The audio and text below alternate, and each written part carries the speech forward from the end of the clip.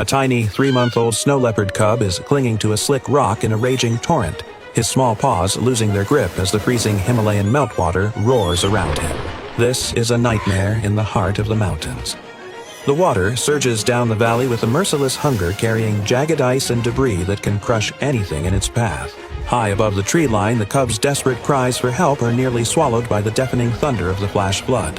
His paws slip inch by inch as the gray water rises toward his chest. Every few seconds, a freezing wave splashes over his head, leaving him shivering, gasping for air, and paralyzed by a fear he is too young to understand. On the jagged ledge just 10 feet away, his mother is losing her mind. She paces back and forth with a frantic rhythmic intensity, her tail twitching in a state of pure agony. She is the ghost of the mountains, one of the most efficient and lethal predators on the planet. But against this wall of white water, she is completely and utterly powerless. Her muscles are coiled, her heart is racing, and her mind is screaming for a way to reach her child. But the reality is grim. If she jumps in, the sheer force of the current will sweep her away in seconds, smashing her against the boulders downstream and leaving her cub alone to drown. She lets out a gut-wrenching roar, a sound of pure maternal despair that vibrates through the very rock beneath her feet, a cry that seems to ask the mountains why they are taking her only cub. Nature is usually a place of cold, hard calculations and the brutal, unforgiving laws of the food chain. It is a world where the weak are consumed and the strong survive by any means necessary. But today, the Himalayas are about to witness something that defies every instinct written into the DNA of wild animals. Just across the bank, a herd of Argali sheep is moving quickly, their heavy bodies silhouetted against the gray sky as they scramble to escape the rising floodwaters. These are massive, majestic creatures weighing over 300 pounds with heavy spiraling horns that could easily crack the ribs of a predator with a single blow. At the back of the herd, a large dominant male stops.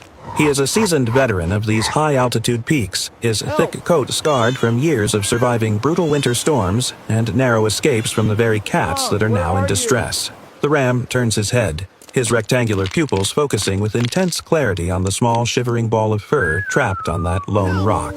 He hears the cub's weak, rhythmic cries, sounds that usually trigger a flight response in his kind. He looks up and sees the mother leopard on the opposite bank, her eyes burning with a volatile mix of fury, grief, and helplessness. Every fiber of his biological being tells him to run. Every instinct, honed over thousands of years of evolution, tells him to let the river take out a future threat to his offspring. Logic says he should stay with his herd and find safety on the higher ridges. But the Argali doesn't move. He stands frozen for a long, heavy second, watching the cub's paws slip just a fraction of an inch more. The water is now swirling violently around the cub's chest, and the little leopard is screaming in a state of absolute terror, his strength finally beginning to fail. In a move that is absolutely unbelievable, the great ram turns away from the safety of his herd. He doesn't head for the high ground or follow the path of the least resistance. Instead, he begins a treacherous descent toward the water's edge. His hooves, precision-engineered by nature for the steepest and most dangerous cliffs, find purchase on the slippery mud and loose shale. The mother leopard freezes. Her primary instinct is to attack anything that comes near her baby, but something in the ram's steady, deliberate movement makes her pause. She seems to sense the gravity and the impossible nature of the moment. She stops roaring. Her breathing slows as she watches her body coiled like a tension spring as her natural enemy steps into the freezing, waist-deep current. The Argali is a powerhouse of muscle and bone, but even he stumbles as the full crushing force of the flood hits his flank. The water is so cold it feels like 1,000 needles piercing his skin. He grunts, his breath coming in heavy, ragged bursts of steam that vanish into the cold mountain air. He is risking everything: his life, his position in the herd, his very survival for a creature that is born to kill him. He pushes forward, his massive chest breaking the waves and creating a small eddy of calmer water behind him. He moves with a steady, calculated determination that feels almost human, a focused bravery that challenges the very definition of wild. The tension is heart-pounding and suffocating as the ram finally reaches the rock. The cub is now almost entirely submerged, his tiny face tilted upward at a sharp angle, fighting a losing battle to keep his nose above the freezing spray. He looks up and sees the massive sheep, the giant, ancient-looking horns looming over him like a mountain. The cub shrinks back, his primitive brain sensing a different kind of danger. He doesn't understand that this giant is his only hope of seeing another sunrise. The Argali doesn't have hands to lift him, and he doesn't have a mother's scruff to grab. He simply lowers his head, bringing those magnificent, rough-textured horns right down to the surface of the slippery rock. He huffs a warm, rhythmic breath of air onto the cub's face, a gentle interspecies signal that seems to say, "Hold on, little one."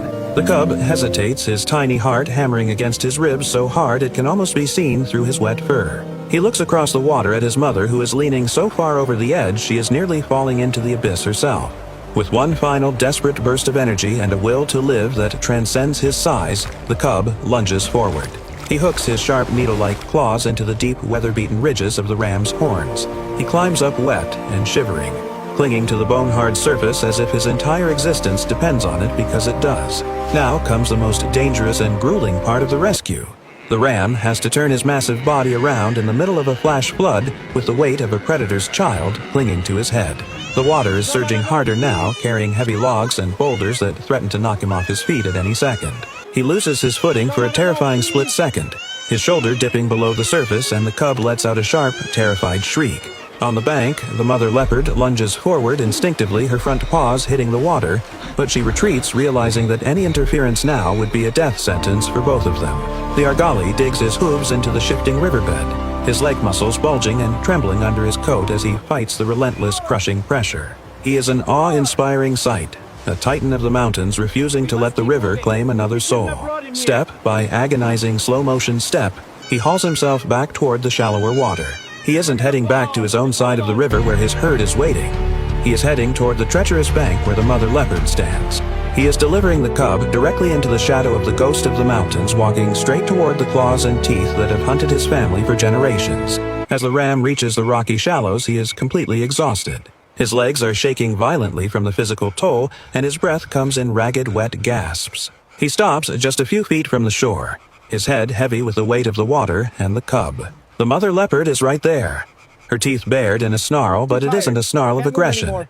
It's the raw, unfiltered look of a parent who is about to burst with relief and adrenaline. The Argali gives a sharp, controlled flick of his head, a practiced toss that sends the cub flying through the air. The little leopard lands safely on the soft, damp moss next to his mother.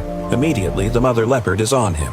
She doesn't hesitate. She licks him with a frantic, obsessive energy, her rough, sandpaper-like tongue cleaning the freezing water from his fur and stimulating his circulation. She wraps her body around him, shielding him from the biting wind and the spray of the river. But then, she does something that would leave any seasoned ranger or biologist completely speechless. She stops her grooming. She leaves her cub for a brief moment and walks right to the very edge of the water, standing only inches away from the exhausted, shivering Argali ram. This is the ultimate moment of truth. The ram is at his most vulnerable, trapped in the thick mud and drained of every ounce of his energy.